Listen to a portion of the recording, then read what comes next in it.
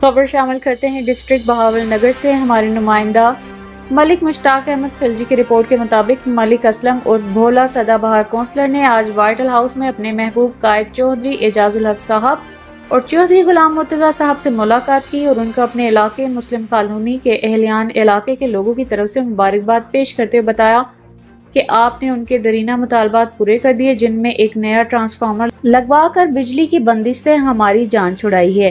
آئیے ملک اسلم اور بھولا سدا بہار کونسلر کی زبانی سنیے۔ السلام علیکم بھائی، میں شکریہ ادا کرتا ہوں پیپل کالونی کی طرف سے۔ ہمارا ٹرانسفارمر سڑ گیا تھا جس میں ایم این اے، ایم پی اے اور سیکٹری تگیروی صاحب اور سیکٹری فراز صاحب جٹ، یہ قاسم ثنا کے سیکٹری ہیں، وہ مرتضیٰ کے سیکٹری ہیں۔ ان کا میں بہت بہت شکریہ کرتا ہوں تھا۔ انہوں نے راتوں رات ہمارا ٹرانسفارمر اپنی جیب سے لگا کے ادھر سے اتار کے کالونی سے ہمارے لگایا ہے۔ واپٹا نے ہمیں 15 دن کہ نہیں لگے گا، تو ہم تو بھائی عوام ساری مر جاتی اس لیے گرمی میں، تو انہوں نے میاں مہربانی کر وہ اتار کر ہمارے وہاں پر لگوا دیا ایک رات میں۔